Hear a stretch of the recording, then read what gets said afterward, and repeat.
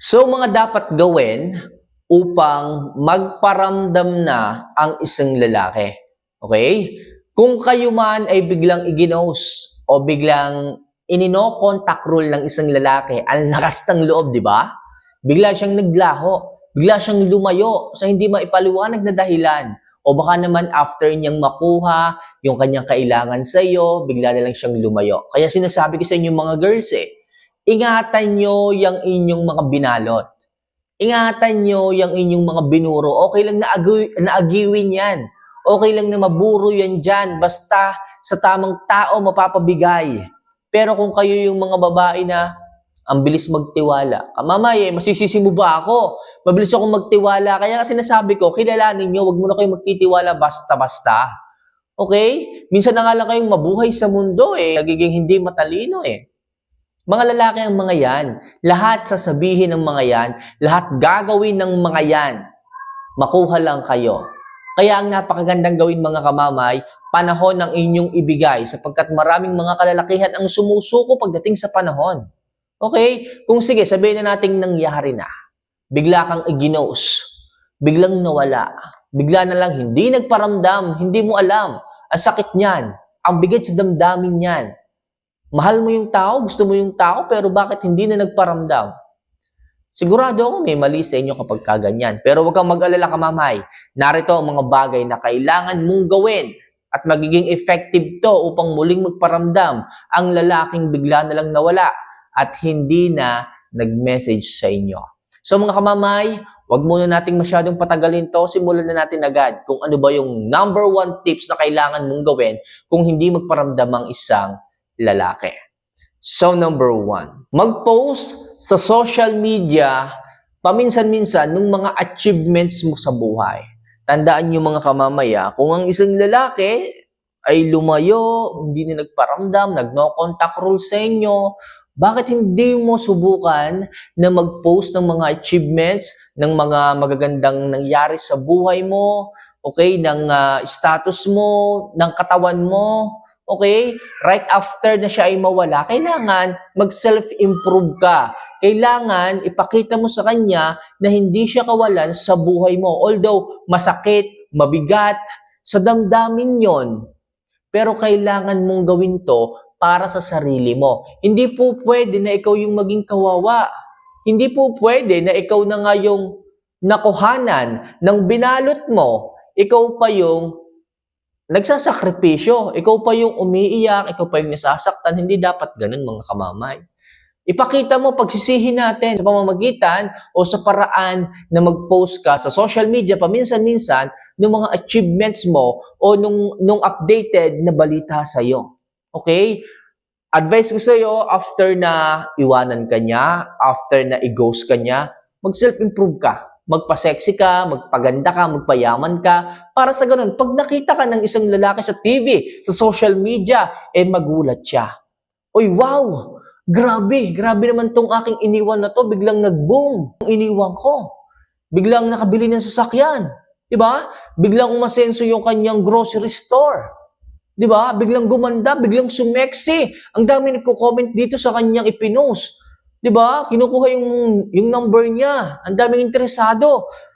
Bakit kung iniwan to? Diba? Magsisisi ang isang lalaki kapag nakita ka. Pero nung mawala siya, ang ginawa mo ay hindi ka nag-improve, nagmukmuk ka, umiyak ka lang ng umiyak. Baka tawanan ka pa ng isang lalaki kapag nag-post ka sa social media.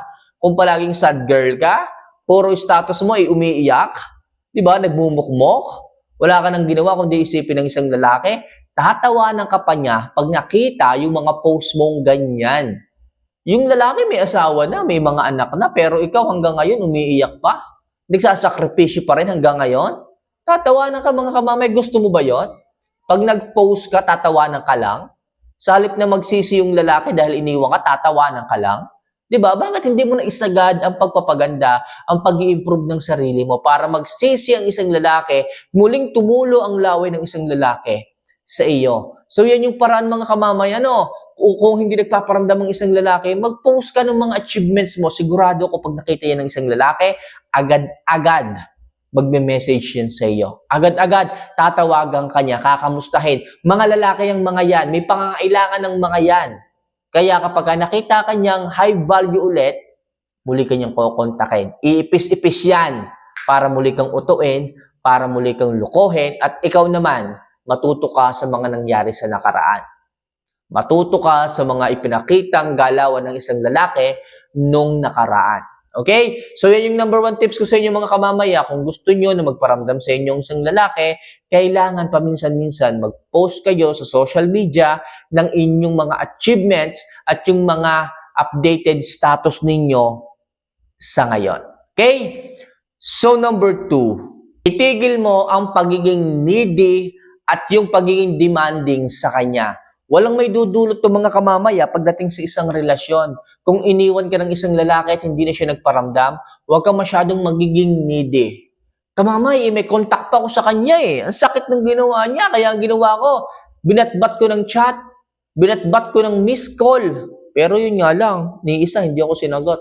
Puro sin lang yung kanyang ginawa. Kita mo na mga kamamay, hindi na interesado sa inyo ang isang lalaki. Bakit ka pa magpapakalunod sa alak? Bakit ka pa magmumukmok kung siya lang naman ang dahilan? Diba? Huwag kang maging needy. Huwag kang maging demanding sa kanya kapag kaganyan. Kung iniwan ka, hayaan mo. Siya yung nawalan. Kaya nga palagi ko sinasabi sa inyo, kung kayo ay iniwan, kung kayo ay iginos, inino-contact rule kayo, ang magagawa nyo lang dyan para siya ay magsisi, ay mag-self-improve. Hindi natin control ang damdamin, nararamdaman ng isang lalaki pagdating sa inyo. Kaya mga kamamay, sinasabi ko sa inyo, doon kayo mag-focus sa inyong mga kayang gawin, sa inyong mga control sa inyong sarili, upang ang isang lalaki ay muling magising sa katotohanan, upang magsisi, upang muling i-message kayo, ay kailangan mag-self-improve kayo. Huwag kayong maging needy, huwag kayong magmukmok, huwag kayong umiyak, huwag kayong magpuyat. Alagaan nyo sarili ninyo. Mas makakatulong yan upang ma-realize ng isang lalaki na siya ang nawalan at hindi ikaw. So next, huwag mong ugaliing humabol ng humabol sa isang lalaki. Ito ang karaniwan at kalimitang ginagawa ng isang babae. Nagmamakaawa. Umiiyak, lahat daw gagawin sa isang lalaki, wag lang siyang iwanan. Lahat gagawin para sa isang lalaki, magbalik lamang. Bakit yung ginagawa yan mga girls? Masyado niyong ibinababa ang sarili ninyo. Tandaan niyo mga babae kayong dapat pahalagahan. Mga babae kayong dapat ay iniingatan. Kung alam nyo, wala kayong ginagawang mali sa inyong relasyon, wala kayong nagawang pagkakasala sa isang lalaki, bakit kailangan nyo maghabol? Hindi dapat ganon. Kayo ay pinag-aral, pinalaki ng inyong mga magulang na matatalino. Nagtapos ka sa Lyceum, nagtapos ka sa AMA, sa St. Augustine, pero ang bobo mo pagdating sa pag-ibig. I-apply nyo naman. Okay? Ang inyong pagiging matalino. Huwag puro puso. Isip muna bago ang puso. Sapagkat kapag inuna nyo ay puso, mahirapan kayo niyan. Pag inuna nyo ay puso, masasaktan kayo niyan. Pag inuna nyo ay puso, hindi nyo matatagpuan ang talagang para sa inyo. Mananatili kayong naghahabol, mananatili kayong masasaktan, at mananatili kayong magiging uto-uto pagdating sa isang lalaki. Kaya mga kamamay, sinasabi ko, kung ang isang lalaki hindi nagpaparamdam sa inyo, huwag nyo silang habulin. Lalo lang lumalayo, lalo lang silang tumatakbo. Okay? Ang isang aso, kapag hinabol nyo, lalong tumatakbo eh. Di ba? O ikaw, kapag hinabol ka ng isang aso, kapag tumakbo ka, lalo kang hinahabol, pero kung tumigil ka sa ginagawa mo, di ba, tumitigil din yung aso? Ganun din sa pag-ibig. Di ba? Kung lumalayo sa inyo yung isang lalaki at wala naman kayong kasalanan, bakit nyo kailangang habulin?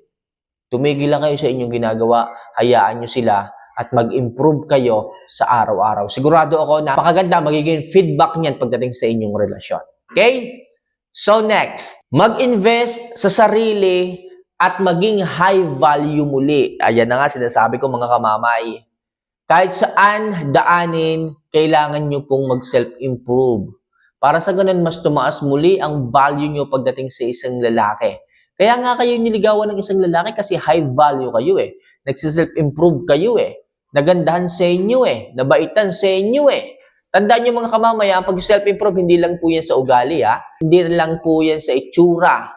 Kundi sa kung paano mo dalhin yung sarili mo.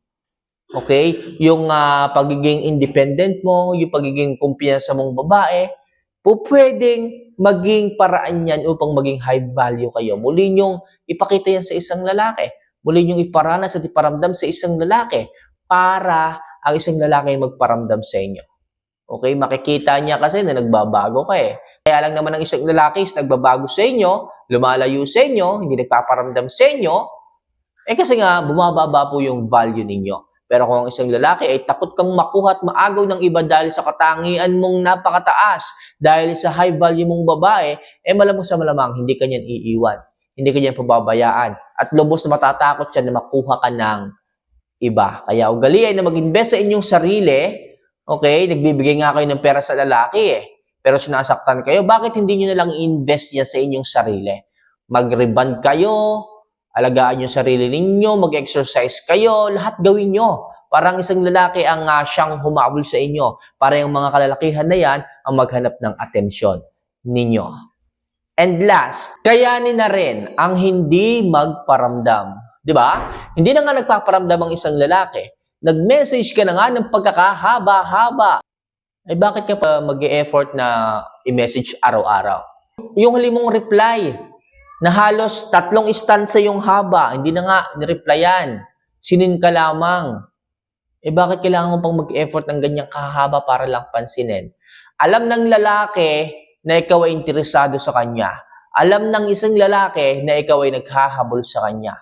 Kaya ang ginagawa ng isang lalaki, maalam para mas lalo kang maghabol, hindi ka niya re-replyan. Para lalo kang magtaka, mag-isip, makamiss sa kanya, hindi ka niya re-replyan. Okay? So, sa parang yan, talo ka kamamay Kaya mga kamamay, kung alam nyo na hindi na nga nagpaparamdam o hindi na nga interesado sa inyo, itigil nyo na rin ang pagpaparamdam para makita, maramdaman, malaman ng isang babae na hindi limited ang pagiging ewan mo sa kanya. Para sa ganon, ikaw naman yung isipin niya kung bakit hindi ka na nagpaparamdam, hindi ka na naghahabol. Ikaw naman ngayon na magiging laman ng isipan niya, ikaw na lang palagi ang sumasagi sa isipan niya, kaya yung nararamdaman mo ngayon para sa kanya is malilipat, magiging vice versa. Siya naman ang mag-iisip at ikaw naman yung magiging panatag. Tamang hakbang lang tamang mindset lang para sa ganyang mga sitwasyon ang kailangan mga kamamay. So paano mga kamamay, hanggang dyan na lang muna siguro ang ating mapag-uusapan tungkol sa ating topic na to, na kung ano ang dapat gawin kung hindi nagpaparamdam ang isang lalaki. So for more video and love advice na kagaya nito, mag-subscribe lang po sana kayo. Kapag ginawa nyo yan, matutuwa na po ako at mas magiging motivated pa ako sa paggawa ng maraming love advice na kagaya neto. So kung natulungan kayo ng video ito, mag-comment naman kayo. Malaking bagay yan sa ating channel. So see you for our next vlog. Paalam po.